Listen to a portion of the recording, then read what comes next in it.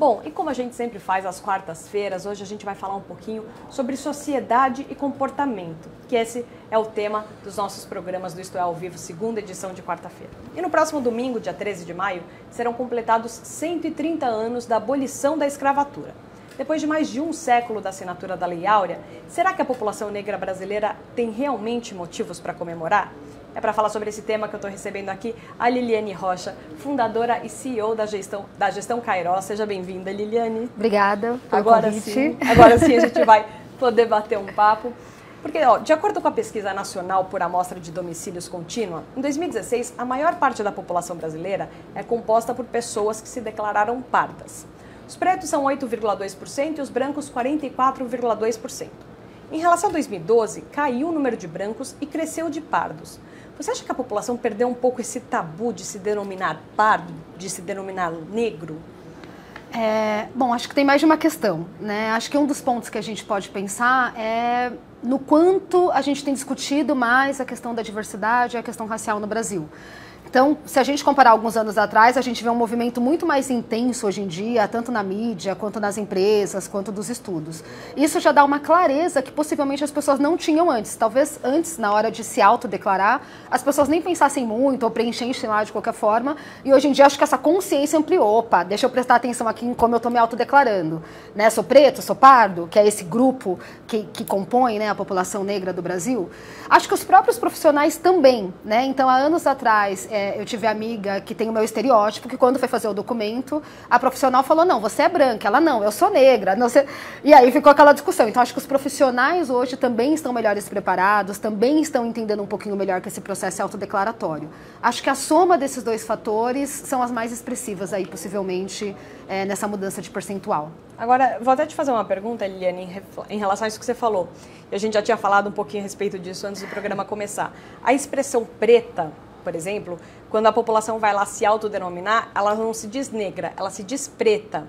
Só que na sociedade, às vezes, o preto ainda é tido como um termo meio racista, né? Meio preconceituoso. Como é que você vê essa diferenciação? Acho que depende bastante dos locais, dos meios, das informações que a pessoa tem, de como ela está sendo alcançada por essas informações. Né? Então, comentei com você quando a gente estava conversando que eu tenho algumas colegas que são do movimento negro, por exemplo. Eu não necessariamente sou atuante no movimento negro, mas tenho algumas colegas que são bastante atuantes e que elas sempre falam, oi preta, tudo bem preta, tô te ligando. Então, acho que para quem é do movimento negro e vem trabalhando essa questão do empoderamento com mais força e do Black Power e do negro é lindo, essa afirmação do preto ela é mais presente e ela é mais natural, né? Acho que é menos estranho. Agora, eu acho que quem não faz parte do movimento negro ou outras etnias e que estão acompanhando esse movimento, eu acho que as pessoas às vezes ficam com esse receio. Será que se eu falar preto a pessoa vai se ofender? Né? E aí, dependendo do contexto, talvez a pessoa até se ofenda mesmo. Então, essa é outra coisa que eu converso bastante também com as pessoas. Quer dizer, independente de você chamar de preto, de pardo ou de negro, atente à relação, né? Essa questão do diálogo, essa questão da individualidade, a gente também falou um pouquinho disso, cada caso é um caso. Então, como aquela pessoa com a qual você está dialogando quer ser chamada, quer ser reconhecida, como ela se percebe, acho que isso é bastante importante. E a gente falou, por exemplo, 130 anos da Lei Áurea, 130 anos da abolição da escravatura. O que mudou nesses 30 anos de fato? Nesses 130, né? Esse é um tema bem abrangente, né? Acho que uma das questões que a gente tem ressaltado bastante nessas conversas, quando a gente fala da questão racial e agora falando dos 130 anos da abolição, é que no 13 de maio, né, a abolição foi assinada. E no dia 14 de maio, o que aconteceu? Quer dizer, do dia 13 para o dia 14 de maio, a gente teve alguma política educacional, alguma política empregatícia, algum olhar para essa população? E a gente sabe que não, né? E quando a gente olha lá atrás, aquele censo, né? Então, a abolição em 1888, e tem alguns estudos de 1877, um pouco antes ali daquele período da assinatura, que falam que 90%, 99% dos escravos eram, por exemplo, analfabetos, né? Então, você pegar uma população, mudar o status quo dela na sociedade do dia para a noite, sem prever uma série de políticas e de ações, traz o legado que a gente tem hoje no Brasil, onde a gente sabe que a população negra é a maioria da população assassinada, por exemplo. Então, quando você pega homicídios de jovens, 75% dos jovens entre 15 e 29 anos assassinados são negros. Quando você pega a população do Brasil em extrema pobreza, você vê que 65% dessa população na extrema pobreza são negros. Quando você pega a diferença salarial entre brancos e negros, se a gente pegar, né, e fragmentar homem branco, mulher branca, homem negro, mulher negra, a gente tem uma diferença aí de até 60% de salário. Então, o que a gente pode dizer? Que a gente teve muito avanço no Brasil, acho que principalmente na questão do debate, acho que principalmente com a Constituição Cidadã, acho que principalmente recentemente com o avanço das empresas no olhar da questão da diversidade, né? Hoje a gente tem CEOs de algumas empresas, como é o caso do Theo Vanderloo, por exemplo, que é um presidente de uma empresa global que traz fortemente o tema da diversidade e da diversidade racial. Então, por esse lado, a gente vê um avanço. Por outro lado, quando a gente olha para os indicadores, e daí, se a gente pegar, por exemplo, as 500 maiores empresas brasileiras, tem um estudo seriado, né, de 2008, 2010, 2016, que eu acompanho há alguns anos, que mostra aí um crescimento da população negra no quadro funcional das 500 maiores empresas, né? Então, em 2008 era 25%, depois foi para mais ou menos 30%, agora em 2016, 2017 estava 35%. Mas quando a gente olha para a liderança, o percentual ainda é muito baixo, né? A gente tem 4,7% de negros nas lideranças das 500 maiores empresas, considerando que de 2010 para 2016, esse percentual, inclusive, ele caiu. Né? Em 2010 eram 5,3% de negros na alta liderança e em 2016 foi para 4,7% de negros. Então, olhando os números e os indicadores, fica essa questão para a gente, né? Quer dizer, está avançando? Quanto? Poderia avançar mais? Uma outra questão que a gente estava comentando também, né, um pouco antes. Alguns estudos acompanham a progressão de determinados grupos populacionais, negros são os deles, de salário, comparando assim como que isso tem avançado ao longo dos últimos anos. Né? E quando a gente pega a população negra, a gente tem que, para ter igualdade salarial no Brasil entre a população branca e a população negra, possivelmente no ritmo atual, a gente deve aí mais 127 anos. 127 anos. O que isso quer dizer? Quer dizer que a gente não vai estar mais aqui, né? Sim. Nem eu, nem você, nem quem está nos assistindo. Então, quer dizer, nossos filhos. Nem nossos filhos, nem nossos netos, para quem tem neto, né? Faz sentido a gente levar mais, né? Estamos completando nesse mês 130 anos de abolição, mais de 130 anos. Eu estou falando que eu vou demorar mais o mesmo tempo, praticamente, para ter igualdade salarial, pensando no melhor dos cenários, assim. Se a gente continuar no ritmo atual, a gente pode ter uma lentidão ainda no ritmo atual, né? Vai depender muito das nossas escolhas nos próximos tempos, e a gente pode avançar. Então, enfim, essa é a minha reflexão um pouco sobre o cenário atual. Agora, falando um pouco também dessa questão do cenário atual, hoje a gente tem a política de cotas. De que forma você acha que isso ajuda ou talvez até atrapalhe nesse desenvolvimento? Legal. A política de cotas é um tema bem polêmico, bastante, né? Que eu tenho trabalhado também um pouco nas palestras, nas conversas com as pessoas. Eu acho que o primeiro ponto aí, talvez, que a gente tenha é a questão do quanto o brasileiro conhece a sua própria realidade, né? Então, eu gosto de trabalhar a questão de cotas junto com isso. Eu só vou te interromper rapidinho. Claro. Eu quero convidar você que está acompanhando o nosso programa a mandar aqui, através dos comentários, a sua opinião a respeito dessa questão de cotas, porque acho que é importante a gente ver o que de fato o internauta que está acompanhando pensa a respeito disso, até para a gente poder trazer essa discussão. Então posta aqui na aba de comentários ou se você for postar em outro lugar, não esquece de colocar aqui a nossa hashtag Isto é ao Vivo para a gente saber a sua opinião e a gente até falar um pouco a respeito disso. Desculpa, Liliane, pode seguir. Muito bom. Então a gente tem um estudo global que ele mostra que o brasileiro é o segundo país, o segundo povo, comparado a outros países, mais desconhecedor da sua realidade. Né? Esse estudo foi publicado recentemente de novo e ele mostra que a gente só perde da África do Sul, ganha da África do Sul. A África do Sul é o mais desconhecedor, nós somos o segundo maior desconhecedor. Mas o que seria? O que isso significa? Obrigada. Significa que quando a população brasileira é perguntada assim, qual o percentual de casas com saneamento no seu país? A cada quantos minutos uma mulher sofre violência? Qual o percentual de grupos XYZ nas grandes empresas ou no Congresso? A gente não sabe. A gente responde algo diferente da realidade.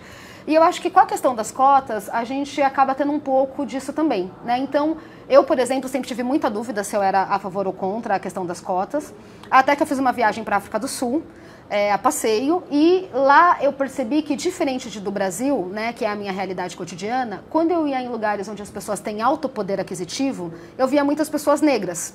Eu fiquei impressionada, né? Quer dizer, com toda aquela questão do apartheid e tal, né? A gente fica achando que vai ser muito pior. E daí eu via pessoas negras nos lugares. E em algum momento eu perguntei para um cara, né? Falei, olha, no Brasil a gente não tem negros em lugares assim de alto poder aquisitivo. O que você acha que acontece aqui? E ele falou, olha, a gente teve aqui uma legislação de cotas super forte. Meu pai precisou, eu precisei, minha filha já não precisa. E a gente está nesse pé de igualdade. E daí, quando eu voltei para o Brasil, porque acho que uma das coisas que acontece quando a gente pensa em lei de cotas é a gente falar assim, nossa, mas agora eu vou ter para sempre um mecanismo que favorece uma parte da população. E daí, quando eu fui olhar um pouquinho tanto a legislação de 2002, que olha ali para a questão de cotas nas universidades, né, 25%, quanto de pessoas nos serviços públicos, né, que também tem cotas para negros, o que eu observei? Que as duas legislações, na verdade, elas têm um período de 10 anos. Né? Então, e aí elas vão ser revisadas, elas podem continuar ou elas podem cair. Mas elas têm um marco de um tempo no qual elas vão ser revistas, olhadas novamente, para a gente ver se a gente diminuiu esse abismo, né, que a gente tem hoje na sociedade. Então, já dei alguns dados. Quando a gente fala de 127 anos para a igualdade salarial, acho que a gente pode falar de um abismo de renda aí entre população branca e negra. Tem estudos que eu acho bastante interessantes que mostram que se a gente separar a população branca e negra do país, pelo IDH, a gente tem 2 países. Um país branco, com dados parecidos com o da Europa, e outro país, que é o país negro, com dados similares aos países mais pobres do mundo. Né? São olhares que a gente não dá, que a gente não fragmenta os indicadores para ver isso, mas que são dados concretos. Então, acho que quando a gente olha para cotas e pensa nessa perspectiva de um determinado período de tempo, como uma ação afirmativa, que vai diminuir um gap que a gente tem na sociedade e que hoje é comprovado estatisticamente, eu acho que faz bastante sentido. Né? Acho que, de novo, né, a gente vai esperar mais 127 anos, além dos 130 que passaram, para ter igualdade no Brasil? Eu acho que a gente vive também um momento em que as pessoas estão se manifestando mais, né? As minorias, elas estão tentando se impor, de uma certa forma. Sendo que os negros não são minoria, os negros são maioria. Aliás, olha, tem um pessoal aqui mandando um comentário, o Diego Francisconi falou, o lance das cotas já é algo meio racista. A gente, inclusive, Diego comentou a respeito disso um pouco antes do programa, e o Carlos Américo falou o seguinte, cotas, sou contra, quero sim direitos iguais, pois me acho capaz de lutar pelos meus direitos. Eu acho assim, a gente sabe disso, né, que é um tema polêmico, é um tema que ele certamente não é unânime, eu acho que a gente mesmo se posiciona de formas diferentes em momentos diferentes da nossa vida, mas a questão que eu reforço, e sem, né, a necessidade de que alguém pense como eu, mas de uma especialista que tenha estudado o tema, é essa visão. Hoje a gente tem um gap. Esse gap, sem um esforço coordenado de ações, ele não se resolve. Vide que passaram 130 anos e o cenário que a gente tem é esse cenário que eu comentei, 5% de negros no Congresso, imagina, né? 54% da população. Essa população não está nas grandes empresas, não está na liderança, não está no Congresso. Onde está essa população? E daí, quando a gente olha para a questão das cotas, é essa necessidade de fazer um esforço coordenado por um determinado período de tempo, reforço para reduzir esse abismo. Lembrando que, acho que outra coisa além dessa questão do gap, do tempo, né, que a gente tem, as pessoas normalmente falam, mas tinha que ter cotas para baixa renda. Mas tem, né, a lei de cotas, ela prevê tudo isso. Ela prevê baixa renda, independente da etnia, da raça. Ela prevê pessoas com deficiência. Ela prevê comunidades indígenas, né, então ela prevê uma série de grupos e num mecanismo muito detalhado, que normalmente as pessoas conhecem superficialmente, não aprofundam e começam a ter concepções sem, de fato, saberem realmente do que a gente está falando. Né? Então, acho que é importante, independente da opinião de cada um, talvez conhecer um pouco mais, se aprofundar um pouco mais, olhar um pouco a experiência da África do Sul, olhar um pouco da experiência dos Estados Unidos. É outro país que as pessoas sempre comentam, né? Nossa, lá você vê negro em qualquer lugar. A gente sabe que aqui no Brasil não é assim e que são sociedades que tiveram realmente ações afirmativas durante um determinado período de tempo. Olha, tem aqui... Adenir Martins falou o seguinte, se eu fosse negra, eu não aceitaria o sistema de cota, porque acho o negro não menos inteligente que o branco.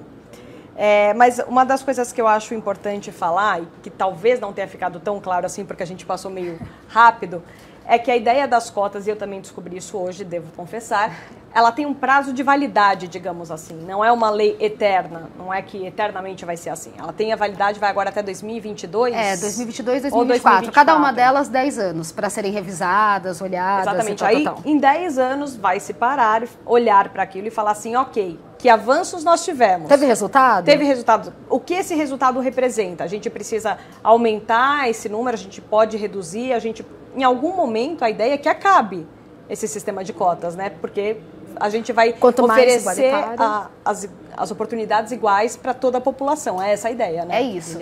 É o que a gente fala, né? Que é aquela questão assim, é uma linguagem do conceito do jurídico, né? Tratar desigualmente os desiguais.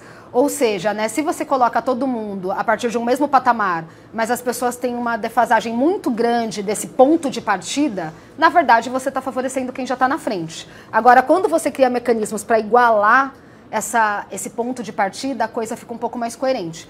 Então, quando a gente olha, por exemplo, das universidades, considerando que a população negra é 54% do Brasil, a gente tem que lá no comecinho da lei de cotas, a gente tinha bem menos do que 10% da população negra nas universidades, e num estudo mais recente mostrou que tinha 40% da população negra nas universidades. Quer dizer, é essa correção dessa defasagem histórica que a gente vive até hoje na sociedade. Imagina, né, nesse período de tempo, se a gente considerar até o momento em que a gente for revisar, talvez a gente fale, poxa, agora a gente já está realmente com uma sociedade onde as pessoas têm oportunidades mais similares e, portanto, realmente a gente não precisa mais dessa ação impulsionadora que a gente chama de lei de cotas. No contexto das empresas, por exemplo, quando a gente conversa sobre isso, e acho que é um pouco esse olhar, e daí a gente, né, falando também de mulheres, falando de PCDs, falando de outros grupos, eu comento, né, poxa, para tudo a gente tem meta. Tudo que a gente quer movimentar na sociedade, a gente coloca meta e coloca objetivo. Quando você vai para dentro de uma empresa, a área de jurídico tem meta, a contabilidade tem meta, o CEO, o presidente tem meta, e daí só em diversidade a gente não quer ter meta? Por quê? Né? Por que só em diversidade a gente não quer ter meta? Quer dizer, faz sentido que a gente estabeleça o que é um parâmetro de igualdade, de salubridade social que a gente considera que é relevante para o país? Sim ou não? A gente já está nesse patamar hoje? Sim ou não? Quanto tempo mais a gente está disposto? E a gente já está no patamar de as empresas terem um setor de diversidade, assim... Eu trabalho com esse tema há 14 anos, né? Então, há 14 anos algumas empresas têm trabalhado muito com esse tema e de 3 anos para cá a gente está numa levada mais expressiva desse tema. E recentemente, acho que do meio do ano passado para cá, diversas empresas têm me procurado e falado, Liliane, me indica um profissional de diversidade? Descobri que o desafio, né? Quando eu falo de negros, mulheres, pessoas com deficiência, comunidade LGBT, né? Então a gente está falando de gays, de lésbicas, de pessoas trans, que é um tema que está ascendente, de gerações, como que eu trabalho com lei de aprendizagem, como que eu trabalho com pessoas com mais de 60, de religião, como que eu trabalho com pessoas com diferentes religiões, né? Então esse tema é tão complexo, Liliane, quando eu começo a falar de captação, trazer essas pessoas, retenção, manter essas pessoas na empresa, desenvolvimento, que é aquela questão que eu falei, né? 35% do quadro funcional, mas 4,7% da liderança, mulheres são 35% do quadro funcional, 13% da liderança, quer dizer, esse gap ele é tão grande para eu desenvolver e para eu mudar a minha cultura organizacional que eu preciso de um especialista em diversidade para olhar para a realidade da minha empresa, olhar para a realidade do mercado brasileiro e entender como que eu passo a ser uma empresa que reflito no meu quadro funcional a demografia da sociedade brasileira. Porque hoje nós temos exemplos, né? 54% de negros na sociedade brasileira, mas na minha empresa, casos reais, eu tenho 6% de negros. Eu não chego a 10% de negros. Ou empresas que mais de 10 mil funcionários, numa população que a gente tem aí metade da população composta por mulheres, também que não passam de 6, 7% de mulheres no quadro funcional. Quer dizer, está acontecendo alguma coisa? Tá, como que eu resolvo isso? Eu preciso de um especialista aqui dentro, olhando só para essa questão. Então, essa área está em ascensão, cada vez mais, realmente uma pessoa focada, que vai interagir de forma multidisciplinar com outras áreas, mas que está focada nesse tema. Ó, a gente tinha feito a pergunta logo no começo a respeito da questão das cotas, e o Carlos Américo falou o seguinte, ó, tanto o negro quanto o branco no Brasil são iguais, o que estraga é a política, que posta essas cotas, eu não entendi, acho que essas cotas diminuem a pessoa, se entra na faculdade é diminuído pelo valor da palavra, vota o mesmo, serve para as empresas, enfim, é humilhante. E o Henrique Carvalho falou, precisa melhorar o ensino de base. Certamente, né? Acho que, enfim, ninguém discute a importância de melhorar o ensino de base no Brasil. A questão é, quanto tempo a gente vai demorar para melhorar o ensino de base. 2, não é nenhuma fala minha, é de um grande especialista de educação no Brasil que está no ramo empresarial. Esses dias ele falou, nossa, a gente tem sobrecarregado a educação. A gente coloca na educação toda a responsabilidade de mudar a sociedade. Um vice-presidente de uma grande rede bancária do país. E ele falou, realmente, a gente tem que focar na educação, mas a gente tem que olhar, por exemplo, também para a diversidade. Porque quando eu estou falando de educação, quem que está na escola? Quem que não está na escola? Quem que está no ensino privado? Quem que está no ensino público? Quem que conclui o ensino? Quem que não conclui o ensino? Né? Então, a desigualdade no Brasil, e acho que é isso, né? A desigualdade no Brasil, ela tem cara. A desigualdade no Brasil, ela tem raça, etnia, ela tem gênero, ela tem uma série de peculiaridades que são específicas do nosso país e que, se a gente não olhar, corre o risco da gente achar que está resolvendo a questão, mas não está resolvendo, só está aumentando o abismo. Dependendo de que tipo de ação eu fizer, eu estou valorizando ou favorecendo o mesmo grupo social que hoje já se encontra distribuído em todas as camadas, em todas as posições, né? Enfim, quando eu falo que na liderança das grandes empresas 4,7% são negros, eu estou falando que 95% são brancos. Faz sentido eu discutir esse tema? Não faz? Qual que é a premissa? Né? Então, um pouco dessa provocação que a gente tem feito. Agora, como é que as empresas, de fato, têm feito para reduzir esse gap, para reduzir esse abismo? Elas estão tendo agora o setor de diversidade, mas que ações na prática fazem reduzir? Uma série de ações dentro de um programa de diversidade ou dentro da área de diversidade. Uma das questões, por exemplo, que a gente tem tido, né, e que é novo, são uma série de consultorias, não é o caso da minha, enfim, não sou focada em captação, mas uma série de consultorias, inclusive, que ajuda a empresa a trazer o profissional negro. Por quê? Como a gente falou, a gente tem na universidade um determinado perfil. Quando a gente vai para a empresa e abre uma vaga em qualquer área que seja e coloca lá que a gente quer um currículo de uma pessoa dito das faculdades que a gente tem no Brasil de primeira linha, né? E daí a gente tem essas faculdades, né, que são as mais renomadas, que são aqueles carimbos importantes que todo mundo quer. Quem que está nessas faculdades? Né? Não é a população negra. Então, quando você abre a vaga, se você não faz ali já uma captação, uma chamada específica para a população negra, ali você já não tem negros. Porque dependendo da faculdade que vier, não tem negro naquela universidade. Seja uma universidade pública, federal, as mais importantes, sejam as universidades privadas mais importantes do país. Então, ter uma área de captação ou uma consultoria de captação parceira que vai conseguir ajudar com que tenham negros no processo seletivo, ao menos, já é uma primeira porta de entrada. Uma outra coisa que as empresas têm feito, justamente por conta desse gap das universidades, um outro desafio, né, que acaba acontecendo. Normalmente, o que acontece quando uma grande empresa abre uma vaga?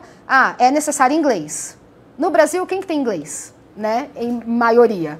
Então, esse também já é um gap. Então, as empresas têm feito uma ação afirmativa, deliberada, propositada para conseguir chegar até a população negra ou em faculdades específicas como a Zumbi dos Palmares, ou indo nas faculdades ditas de segunda linha, ou fazendo parcerias com as faculdades ditas de primeira linha, para trazer essa população e flexibilizando os padrões. Então, outro dia eu estava com uma grande empresa do setor financeiro, global, internacional, fantástica, e eles falaram isso, eles falaram, olha, a gente tirou o critério de inglês do processo seletivo, porque senão a gente não ia ter negros no processo, e daí o que a gente faz agora a gente parte da premissa que quem entra na empresa vai ter um pacote básico de inglês, já que a nossa empresa é global e é que precisa. Pronto, aumentou o percentual de negros assim, estrondosamente. Né? Tanto que muitas empresas têm feito um programa específico de estagiário ou de trainee com foco em diversidade. Né, para garantir que vão ter negros, para garantir que vão ter mulheres, às vezes não tem também, para garantir que vão ter pessoas com deficiência, às vezes também não tem.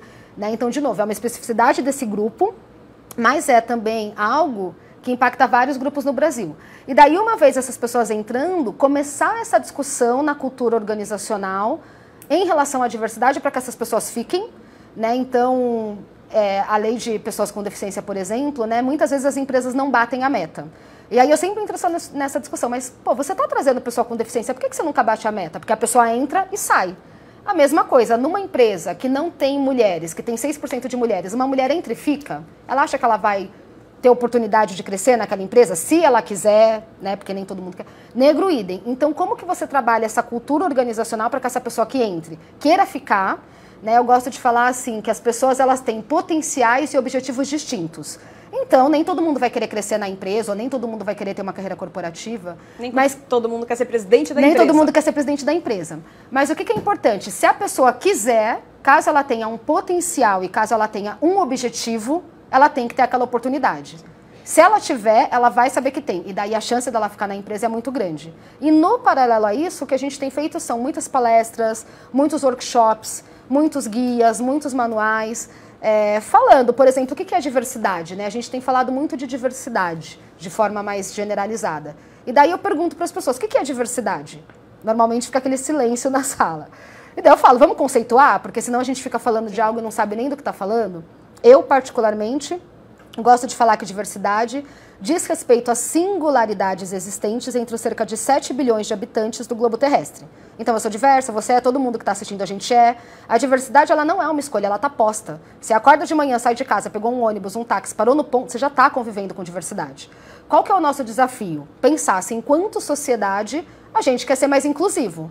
Com quem? Com todo mundo. Mas estamos dando um recorte. Por quê? Por causa dos indicadores. Com quais grupos? Negros, mulheres, pessoas com deficiência. Agora, falando até dessa questão do inglês, eu acho que aí sim eu entendo melhor um pouco o comentário do Henrique Carvalho, que fala que o que precisa melhorar é o ensino de base. Porque a partir do momento que você tem escolas públicas, que de fato são os principais focos de estudo da população negra, se você oferece um inglês melhor, se você oferece um ensino que consiga capacitar essa pessoa para chegar numa universidade no mesmo nível de alguém que frequentou uma escola particular, você acabaria com esse abismo, mas acho que ainda é uma visão tanto quanto utopista, né? Não, é o que eu falei. Acho que é consenso, né? Todo mundo acha que a gente tem que melhorar a educação pública. Por que eu avanço um pouco nessa discussão e alguns especialistas também? Porque senão a gente dá uma resposta que é muito evidente, que é muito óbvia, mas que a gente não vê nada acontecer. Eu, particularmente, sou muito pragmática e gosto de ver mudanças ocorrerem. Sei que nem todas a gente vai ver durante a nossa existência, né? Quando eu falo 127 anos para a igualdade salarial, eu não vou estar mais aqui.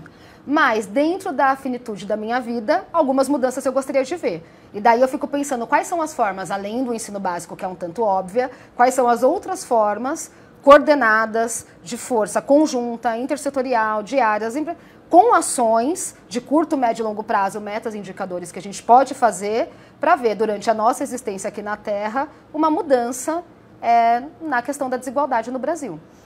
Olha, muito bacana você falar isso. Tem uma mensagem aqui do Marcos Pinheiro Eustáquio, que eu achei muito boa, que ele faz o seguinte comentário. Se o ex-ministro Joaquim Barbosa tivesse aceitado ser candidato, acredito que haveria um avanço na questão da desigualdade. O negro, o índio, é tratado em muitos casos como um ser especial, em muitos casos exótico. Isso acho que gera um lance discriminatório, mesmo sem querer discriminar. No esporte, a diferença não é exótica, se torna natural, porque as oportunidades são iguais e o melhor vence. E aí eu quero aproveitar esse comentário dele para te fazer uma pergunta. Os Estados Unidos teve agora o último presidente negro, Barack Obama. Você acha que isso, de certa forma, ajudou a eliminar um pouco esse gap nos Estados Unidos, para aí a gente trazer isso para o cenário nacional? Eu acho que o fato de você ter uma pessoa na posição de poder mais evidente e importante do país, no mínimo ajuda em termos de visibilidade, né? Então isso eu sempre achei indiscutível, que ter um presidente negro, que ter uma presidente ajuda na questão da visibilidade. E um pouco na questão da agenda, não necessariamente na questão da agenda política. Agora, é claro que, em que também sentido na agenda política? Um olhar específico Sim. que aquela pessoa eventualmente tenha, porque o fato de você fazer parte de um grupo não quer dizer que você defenda, enfim, né? A questão do preconceito ela é introjetada em todos nós. Então, o fato de você ser mulher não quer dizer que você não tenha preconceito com mulheres, o fato de você ser negro não quer dizer que você não tenha preconceito contra negros, porque essa é uma questão social estruturante, que a gente tem que parar para pensar. Mas pode ser que a pessoa tenha um olhar diferenciado para aquela questão e que faça a agenda avançar um pouco mais.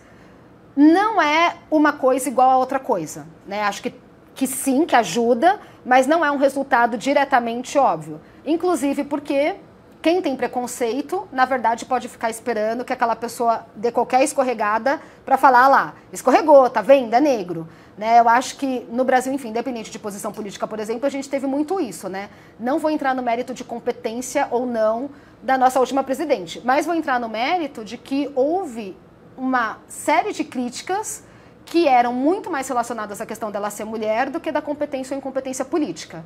E acho que essa é uma questão que a gente tem que tomar cuidado. Quer dizer, e alguns estudos mostram isso, né, quando a gente fala de vieses incompetentes.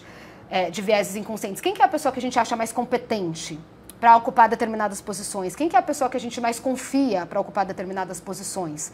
Então a gente tem que tomar esse cuidado, porque se tem alguém lá que não tem a característica que a gente acha que deveria ter, a gente já vai e taxa, e com base na característica, e não na habilidade ou não da pessoa. Então, voltando no Obama, né? Eu ouvi muitas pessoas falando, por exemplo, tá vendo, olha aí, fez um monte de coisa errada, também era negro. Então, assim, né, é uma faca de dois gumes. Por um lado, sim, gera um avanço na agenda e talvez ele tenha um olhar e é uma visibilidade. Por outro, acho que tem uma questão de quem já tem ideias pré-concebidas sobre aquele determinado grupo, fica ali esperando alguma escorregada para falar, olha aí, tá vendo? Nunca mais vamos ter, porque olha lá o que aconteceu. Eu acho que é difícil também mudar a mentalidade das pessoas, né? Porque é uma questão de criação que aí vem de fato dos 130 anos da Lei Áurea, que vai passando de geração para geração, e essa mudança de conscientização também é muito lenta. Sim, não é isso, né? Eu, enfim, falei, até troquei a palavra e aí voltando. Eu acho que essa questão, por exemplo, que tem sido muito debatida pelas empresas, né, e que a gente tem trabalhado muito nas diversas consultorias, não só na minha, que é a dos vieses inconscientes, onde a gente fala um pouco disso, né? Bom, a gente tem 2 mecanismos de tomada de decisão, né? Acho que mais ou menos as pessoas conhecem isso, mas um mecanismo é o intuitivo. O que o intuitivo é? Rápido. Né? A gente vai, decide rapidamente, o carro está vindo, você pula para trás, é muito rápido. O outro que é o racional, que é um mecanismo que ele é mais lento, que ele demora, que você avalia, que você pondera, que você olha os parâmetros. No dia a dia, qual que a gente usa mais? O intuitivo ou o racional? O intuitivo? O intuitivo. Porque se a gente for usar o racional, a gente não faz nada, a gente não se veste, sim, a gente sai de casa, a gente não faz nada. Ou seja, né, o quanto desse mecanismo intuitivo, que é construído com base nas nossas experiências prévias e nas experiências prévias do nosso pai, da nossa mãe, dos nossos avós, que é passado culturalmente, isso é muito importante, não biologicamente, culturalmente, o quanto disso a gente reproduz no dia a dia, nessa tomada de decisão intuitiva e que nos leva a ter vieses, por exemplo, de gênero, vieses, por exemplo, de raça. Os homens são mais fortes, as mulheres são mais delicadas, as pessoas com deficiência não gostam de trabalhar, os negros não sei... Quanto disso eu ouço no dia a dia e que daí você volta, né? Mas espera, toda mulher é mais delicada, todo homem é mais forte, nenhuma pessoa com deficiência gosta de trabalhar, as pessoas que não têm deficiência todas gostam, os negros gostam de trabalhar, não gostam, querem estudar, não querem, estão sendo humilhados, não estão... Então, como que a gente vai trabalhando essas ideias de tomadas de decisões por vieses intuitivos e vieses racionais, numa perspectiva de vieses inconscientes, para saber por que a gente está tomando determinadas decisões muito rapidamente. Veio um negro, vou atravessar a rua, seja você branco ou negro, e a gente não percebe que a gente está fazendo isso por conta de uma série de questões, sem nem parar para pensar se aquilo faz sentido ou não. Porque você falou algumas vezes ao longo de toda essa nossa entrevista a respeito de preconceito de negros com negros. E acho que é uma coisa que as pessoas não têm muito essa noção. Existe esse preconceito de negros entre negros? Para eu não ser provavelmente negro não cair em cima de mim. O que eu acho que é importante, né? O preconceito, ele está introjetado na sociedade. Então, a gente não conseguiria ter uma sociedade desigual, por exemplo, para as mulheres, se nenhuma mulher aceitasse uma sociedade desigual em relação a mulheres. Né? A gente não conseguiria ter uma sociedade desigual com negros se alguns negros não também ajudassem a reproduzir esse preconceito. Então, para dar um exemplo muito claro, né, e aí vou falar de novo da questão das mulheres, eu já vi profissionais falando, eu não contrato médica mulher, eu não gosto de profissionais mulheres, eu não contrato... Pô, mas você é mulher. Mas eu acho que as mulheres... Então, a gente vê a mesma coisa com negros, quer dizer, né, será que você também não está reproduzindo? Agora, é claro, né, sim, esses grupos reproduzem, mas a gente tem um perfil de quem está hoje na tomada de decisão do país e das grandes empresas. Essas pessoas são as pessoas que geram a mudança na sociedade, que fazem a diferença e que decidem todo dia questões N que impactam toda a sociedade.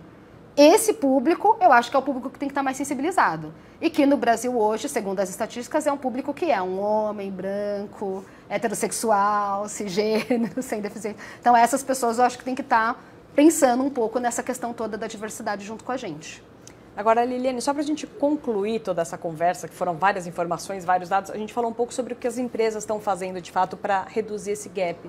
O que poderia ser feito, de fato, na sociedade para não acabar com o preconceito, porque eu sei que isso ainda é uma visão utópica e vai levar um certo tempo. Eu adoraria que isso acontecesse, mas acho que não é o caso de ser algo mais imediato. Mas o que poderia ser feito em curto, médio e longo prazo uma infinidade de coisas. Resposta de 1 milhão.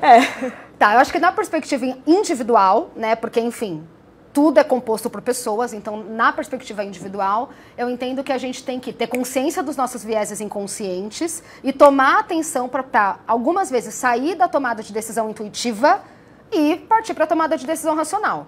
Quer dizer, eu estou contratando o melhor profissional ou eu estou deixando algum viés meu de gênero, de raça, tomar a decisão por mim? Então, ter essa tomada de consciência do porquê a gente faz o que faz a cada dia dá trabalho, mas é importante e pode mudar a sociedade.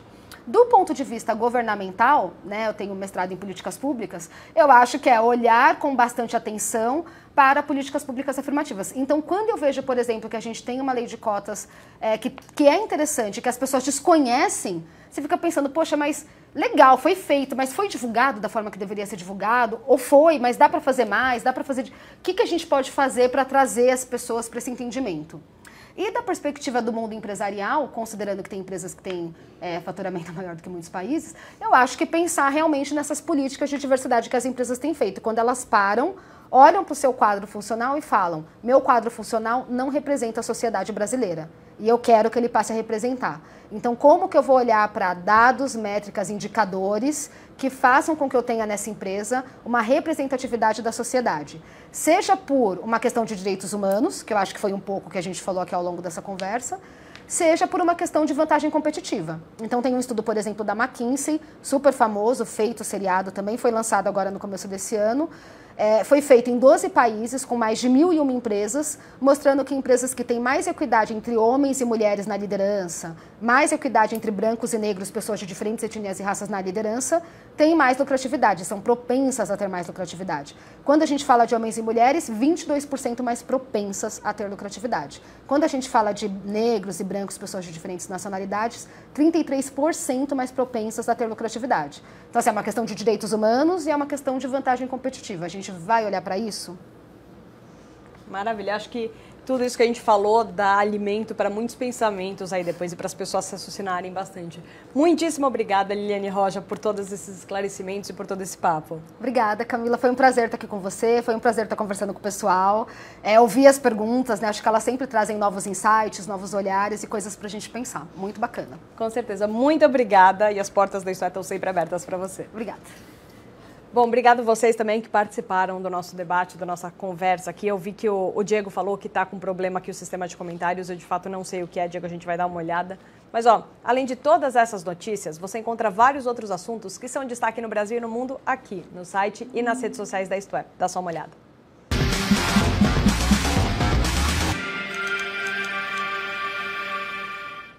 Toffoli propõe a Carmen Lúcia estender restrição de foro privilegiado. Homem é preso após ejacular na perna de uma mulher no metrô do Rio. Comissão mista aprova texto sobre privatização da Eletrobras. Acidente cria rio de chocolate quente em estrada na Polônia. Para saber mais sobre essas notícias, você já sabe, é só acessar istoé.com.br.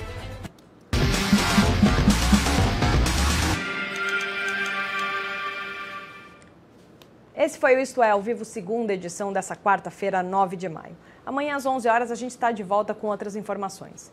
Vale lembrar que você pode acompanhar a nossa programação multiplataforma de várias maneiras, a partir da nossa home, istoé.com.br ou através das nossas redes sociais, Facebook, Twitter, YouTube. Se você quiser rever o nosso programa, é só você entrar no nosso perfil ou no YouTube ou no Facebook, que todo esse conteúdo fica lá à sua disposição.